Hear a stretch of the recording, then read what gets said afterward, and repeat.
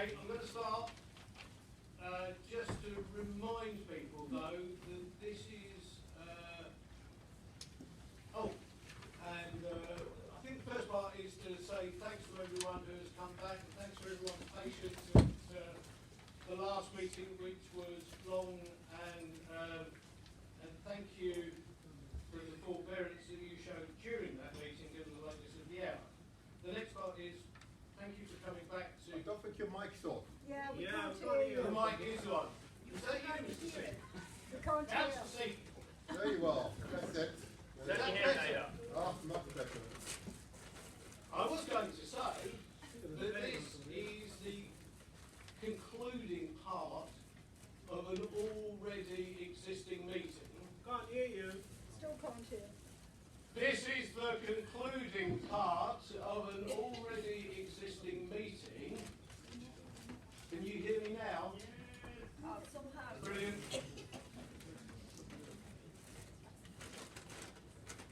So, what we need to do is finish the business before us.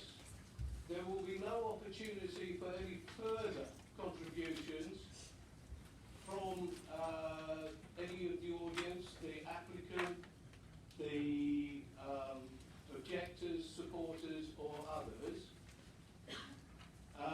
So just to make that clear at the outset, and I'm sure John will be able to give that advice, support that advice if need be. So anyway, can people hear me? Yes. Brilliant. Good evening and welcome everyone to the planning committee. Before we start the meeting, I have a few housekeeping announcements to make. There are no planned fire alarm tests today. If you hear the fire alarm, please leave by the nearest fire exit and make your way to the agreed assembly point, which is at St John's Churchyard off Druid Street. Council staff will be available to direct you. Public toilets are located off the main reception area opposite, and there is a refreshment machine for people's use in the foyer. Could you please switch your mobile phones to silent while in the meeting room? Members of the public are welcome to film, audio record, photograph or tweet the public proceedings of the meeting, and I'd ask you to be considerate towards others, people in the room, and take care not to disturb them.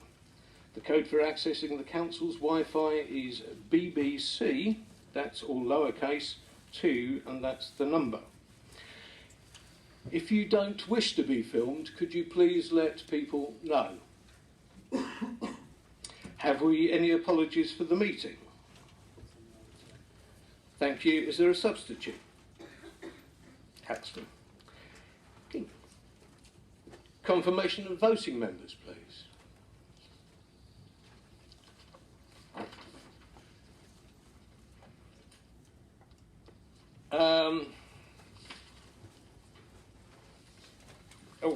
I'd need to read this out because it's quite clear, because this has to be clear because it is a reconvened meeting. This meeting will hear items 7.1 and 7.2, which were heard on the 16th of January and deferred to this meeting. Only councillors who sat on the item on the 16th of January will be hearing and discussing the items, which will be heard first. I'll be asking the legal officer at some stage to come in and explain which councillors will be making the decision on these two items. Do you wish to clarify this bit about Councillor Lauder? Just to confirm, the meeting that was heard 2 weeks ago was heard by the same 8 councillors who are sitting here tonight. The decision not to approve the application was taken at about 1 a.m. Thereafter, there was a beginning of a discussion about reasons for refusal. Councillor Lauder did leave at the beginning of that discussion, but we have considered it, and it's quite appropriate for her to sit for this reconvened meeting on the basis she heard all the discussions and all the arguments in the early part of the presentation. So Councillor Lauder will be entitled to vote on any matter relating to the shopping centre tonight. I now have notification of items which the Chair deems urgent. That's the supplemental agenda number 1, which everyone should have, and the member pack, and the supplemental agenda pack number 2 for the remaining items on this agenda. Does anyone wish to disclose an interest or a dispensation? No, there was. Yeah, is that everyone?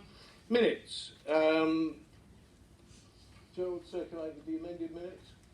No. I understand that Councillor Morris has got an amendment, which I'm very happy to take, and for that to be circulated as a minute. Yes, thank you, Chair. I just wanted to clarify in the minutes it suggested that the application had been deferred for the shopping centre site. The application hadn't been deferred, though a vote was taken on the application and the subsequent vote was deferred. So a motion was put to refuse was put on the table, and the vote on that was deferred, but the application itself was not deferred, so that makes the minutes slightly inaccurate. As I said, I'm more than happy to accept that amendment, and is everyone agreed as amended? Great, yeah. Great, brilliant.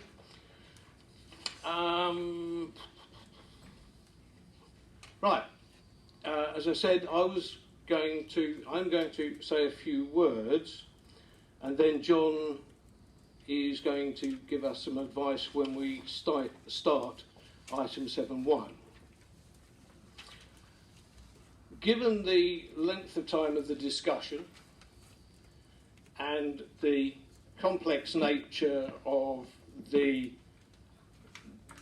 development and the debate that ensued, and that I have a genuine belief that as a local authority and a planning authority we should not only be reasonable but also seem to be reasonable in taking our decisions, I've come to the conclusion in the light of the, I believe that we've arrived at an impasse where we have a motion to recommend refusal on the table which is yet to be seconded. Adele, I'm not going to deny you any opportunity to pursue that. But I also understand from social media and an email from Delancey, which I have only just received, that there is an appetite to have further discussions. Both the applicant and the ward councillors representing local interests have expressed this view. I understand both would wish for a deferral to allow these discussions to go ahead and come to a conclusion. In this light, I suggest that if Adele agrees to withdraw her motion or it fails to be seconded, we agree to defer this meeting. That if Adele does not agree to withdraw her motion, that we take it.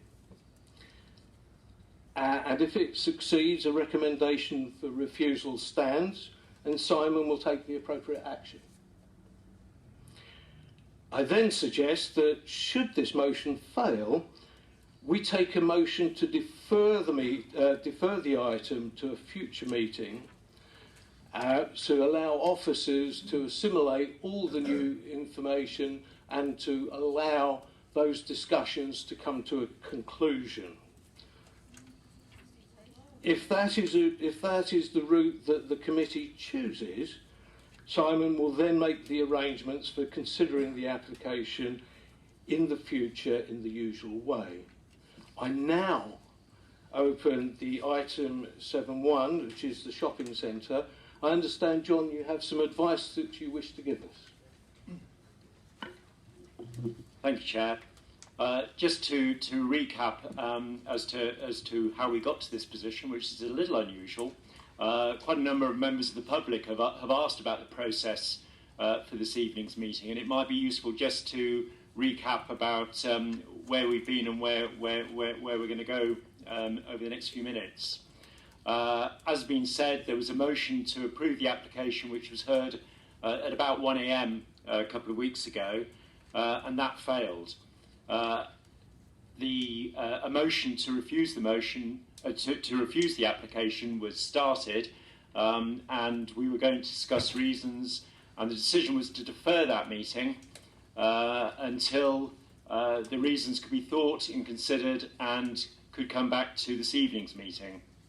Following that consideration, the reasons have in fact been circulated and published, and a good deal of thought, as you can see, has gone into that.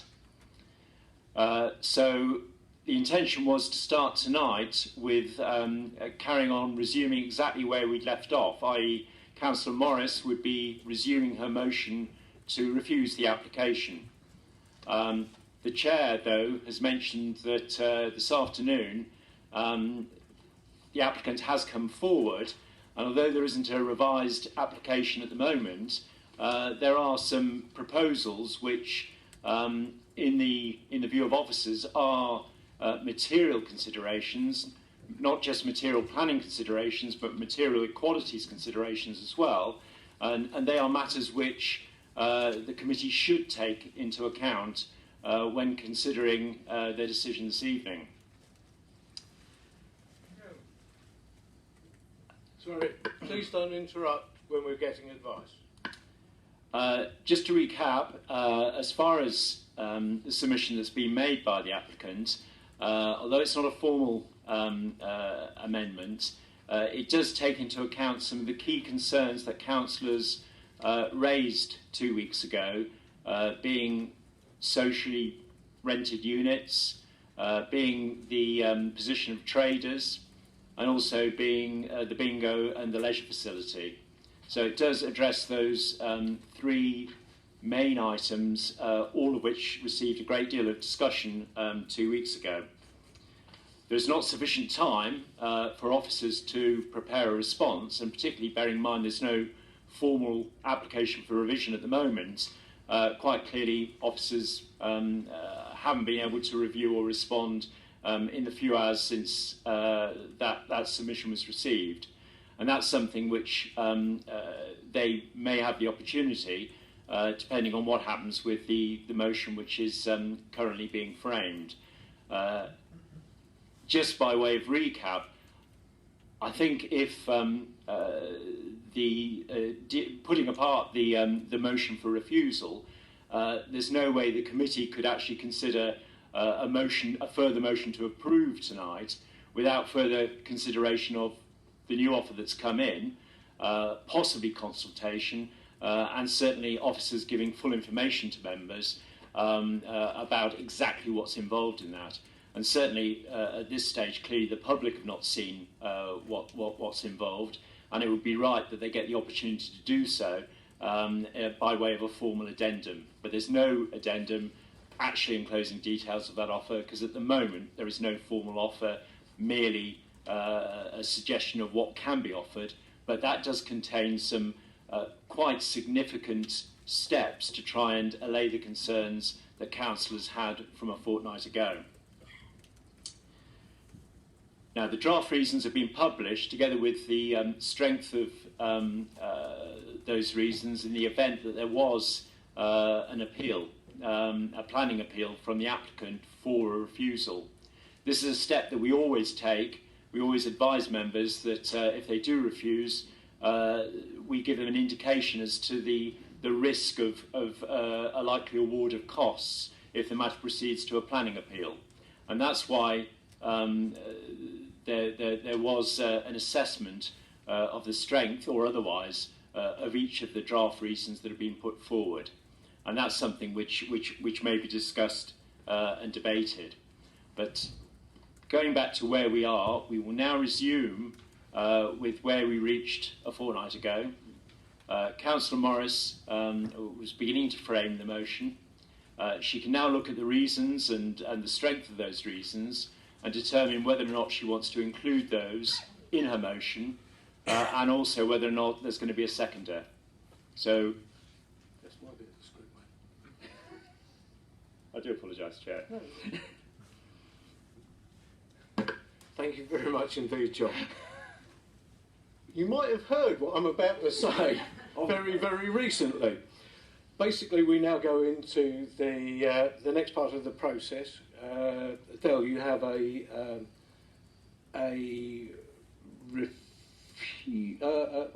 motion to refuse the application on the table. I then seek to ask if that is seconded by anyone. Does anyone wish to second it? There are no seconders, so that motion falls. I now, given the motion to refuse has fallen, I propose that we put forward a motion to defer this item until a future meeting. Is that seconded? Thank you. Is everyone happy to go to a vote at this juncture?